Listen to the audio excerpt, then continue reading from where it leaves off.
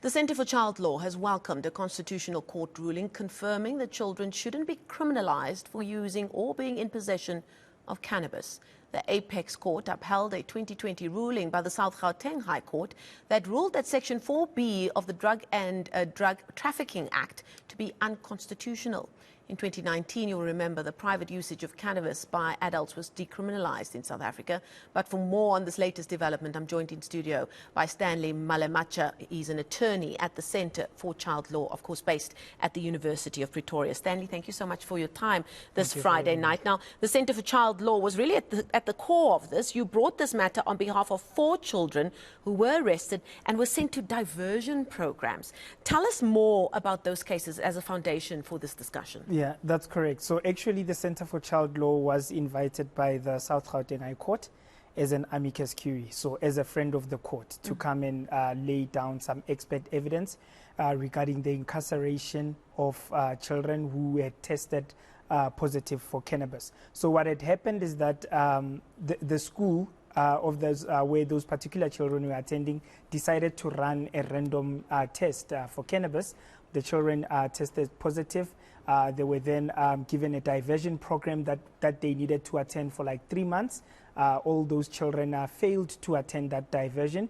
The matter was remitted back to court. Then in court, the probation officer suggested that they be incarcerated at Mogale City Child and Youth Care Center and Walter Sisulu Child and Youth Care Center indefinitely. And that's how the Centre for Child Law got into the case to try and assist the court whether is it constitutional to incarcerate children for testing positive or for use or possession of cannabis. And we need to remember that the use or possession of cannabis, that's a Schedule 1 offence in terms of the Child Justice Act. So you can't send a child to residential diversion for a Schedule 1 offence. So that's where the problem actually started. Now, for those who perhaps aren't aware, explain to us just very quickly, what is the diversion program? So a diversion program, basically, as the word says itself, you are diverted away from the criminal justice system. So it's like the law giving you a second chance to say we are going to you are going to attend a program for like 3 months. Then once you are done with that program, the probation officer will come back to court with a report to say that you have completed the diversion, then you don't get a criminal record. So it's basically being shifted away from the criminal justice system, but being meant to do something to comply with a certain order so that you do not get a criminal offense, a criminal record.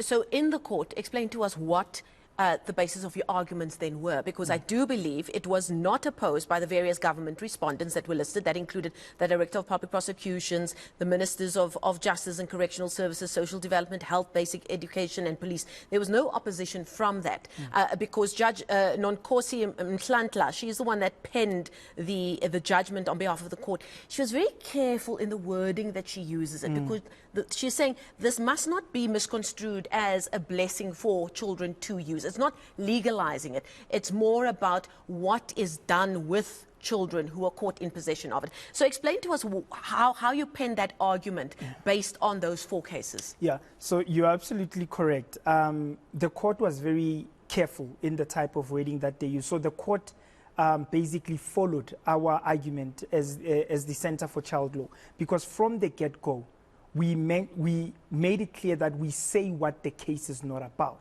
And what the case is not about, we are not saying that children should be permitted to use cannabis. So the case, how our argument panned out is that it emanates from the Prince case, where the Constitutional Court legalized dacha for adults for personal use, right?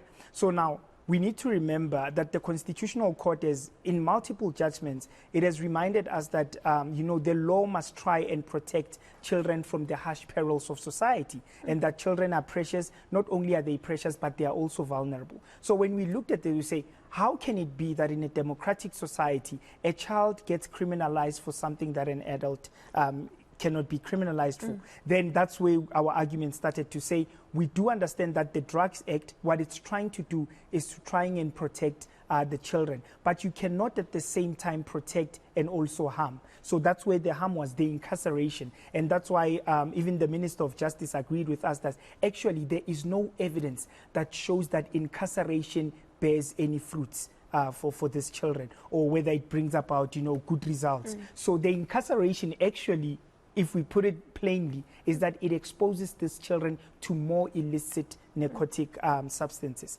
So the question before the Constitutional Court was decriminalization and not legalization. Because with decriminalization, what we are basically saying, we are decriminalizing. What it means is that it is no longer a criminal offense, but you are not allowed to do it. So what are the consequences? The consequences will be those that you are not going to be criminalized, but you are going to receive social services, because the use of substances is not a criminal, it doesn't fall under the criminal umbrella, but rather it falls under social and health perspectives. So then back to our first answer about diversion programs, where does that then fit in, or was there anything said about diversion programs as they are set up right now? There was something that was said about diversions, because the diversion program was actually set up by one of the prosecutors, and that diversion program, if I recall it well, it was about substance abuse and substance awareness. But it was not properly tailored, because immediately when those children failed to attend the diversion, because the issue is that how do we help these young people who are involved in the usage of dagga? If we are just going to say that just because they didn't complete the diversion program, then we are going to incarcerate them. So basically, we are just punishing them without even considering how can we help them going forward. Do you believe that this new development would make the approach of the courts to children caught with either using or in possession of dagga to be more nuanced in their approach, in that they take it not just saying this is a child and obviously their needs are different, but also on a case-by-case basis, because we live in a very harsh society, Stanley, and we both know there are situations, for instance, in the ganglands of various parts of South Africa where children are being used as mules for drugs and marijuana, and the list goes on. What kind of impact could this have? Do you think it's encouraging the courts to look at each case as it turns up? So I think that is a very brilliant question, and this judgment has really helped us even way more than we can imagine.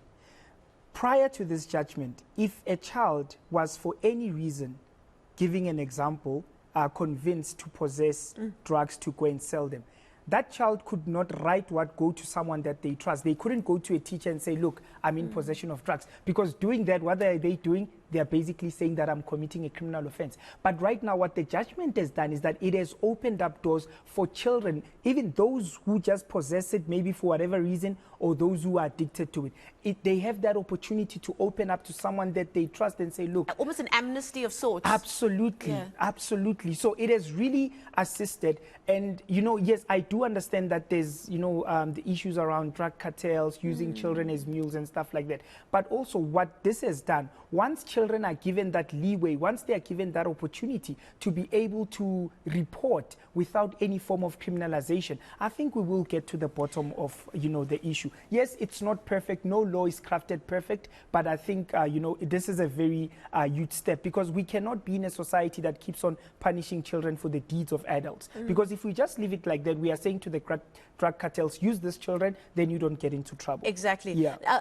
There's going to be a need. There's going to be a need for a lot of education around these developments, both obviously for the courts to have a better understanding, but that is a process on its own. But for young people, for teachers, for people who work with young people, to understand how important this change may be. Indeed. And I think another thing that we need to remember is that this judgment is limited to cannabis. And the police as well. Yeah, and the police as well. Law enforcement. And, yes, how they deal with this. Because the judgment outright says that a child who is in possession of cannabis or who uses cannabis must not be arrested. So we need to remember that this judgment is only limited to cannabis. So what I'm saying is that if a child is, for example, found with Mandrax, they can still be arrested and prosecuted.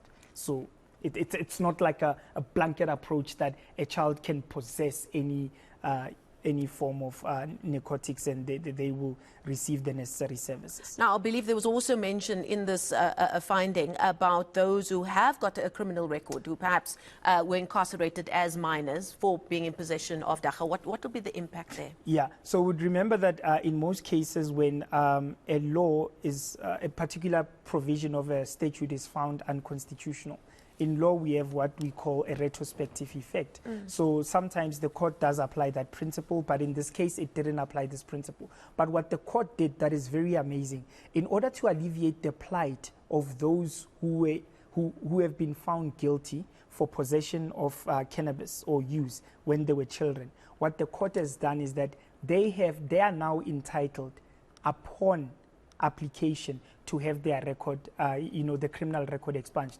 Now, it's important that I mentioned it. In the normal sense of things, according to the provisions of the Criminal Procedure Act, in order for one to have their criminal record expunged, you need to wait for 10 years from the date of conviction. So that 10 years, you'll be walking around with a criminal record lingering on your head. But now what the Constitutional Court has done is that even if you were convicted 3 months ago, 1 year ago, you can still apply to the Department of Justice and Correctional Services to have your criminal record expunged. So I think that is really, a great move. But you need to have been a child at the time of conviction. Yes, exactly. I mean, also very important information that needs to be put out there in terms of educating people and knowing what their rights now are as a result of this. The final line hasn't been drawn under this because this still has to appear in Parliament. Tell us very quickly what happens next in this process. So we would understand that in South Africa, as a democracy, we live under what we call the trias politicas, the separation of powers. So the judiciary will obviously pen its judgment, but it needs to give Parliament time so that it doesn't interfere. It cannot tell Parliament exactly what to do. So it's giving Parliament 24 months to remedy the defects in the law. But whilst that 24 months is ongoing and Parliament is doing its duty to remedy the law, no child during this period can be arrested or convicted or incarcerated for possession or use of cannabis. Yeah, our justice system really is a living, breathing thing, isn't it? Absolutely. Thank you so much. That is Stanley Malematja. He is an attorney at the Centre for Child Law, of course, based at the University of Pretoria. Thank you so much for your time this evening and for bringing us up to speed on this very, very important legal development.